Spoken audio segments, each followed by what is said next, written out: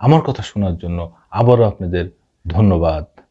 প্রতিবেশী দেশ ভারত অনেক সুবিধা নিয়েছেন, আর দেওয়া হবে না, এই কথা বলেছেন স্বরাষ্ট্র উপদেষ্টা। জি, আপনারা ঠিকই শুনেছেন। দীর্ঘ টানা 15 বছর এই আওয়ামী লীগ সরকার ভারতকে মাগনা ফ্রি অনেক কিছু দিয়েছে, যেটা এই বাংলাদেশ স্বাধীন সার্বভৌমত্বের সাথে যায় না। হাসিনা নিজে বলেছেন, আমি ভারতকে এত কিছু দিয়েছি তা ভারত চিন্তাই করতে পারবে না। কিন্তু বিনিময়ে কি নিয়ে আসছে? শুধু কাঁচকলা নিয়ে আসছে, আর কিচ্ছু নিয়ে আসতে পারে নাই, আর কিছু নিয়ে আসেও নাই। তাই পরিশেষে, সব শেষে, তিনি এই বাংলাদেশ ছেড়ে যখন পালিয়ে গেলেন, তার শেষ আশ্রয় ওই ভারতেই যে আশ্রয় নিয়েছেন, ভারতেই যেই পালিয়েছেন, আর মোদী সরকার তাকে সেভাবে আশ্রয় দিয়েছে। এখন সেই ফ্রিগুলো, যেহেতু এখন সেই সরকার নাই, এখন অন্তর্বর্তীকালীন সরকার, ইউনূস সরকার, তার নেতৃত্বের সরকার। ইউনূস সরকার বলেছেন এখন যা হবে সমতার ভিত্তিতে, ন্যায্যতার ভিত্তিতে, মাগনা আর হবে না।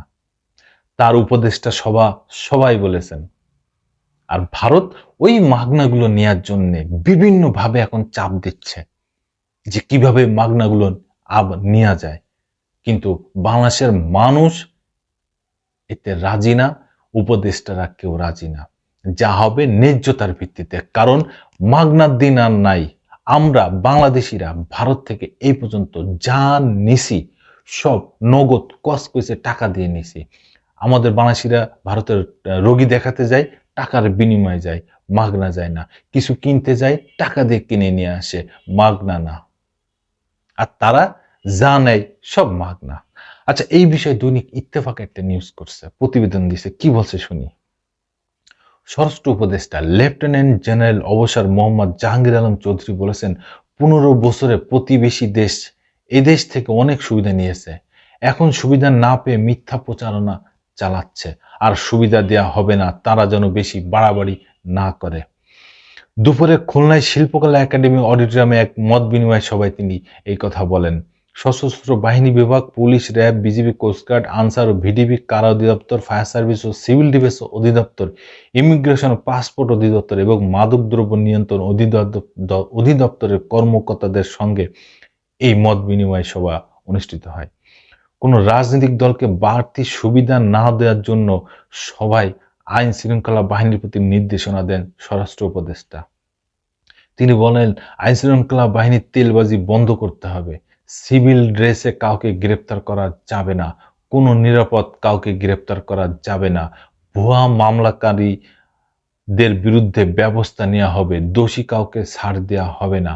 স্বরাষ্ট্র উপদেষ্টা বলেন, দেশের বিভিন্ন থানা থেকে অস্ত্র লুট হয়েছে, কিন্তু অভিযানে এখনো আশানুরূপ অস্ত্র উদ্ধার করা সম্ভব হয়নি।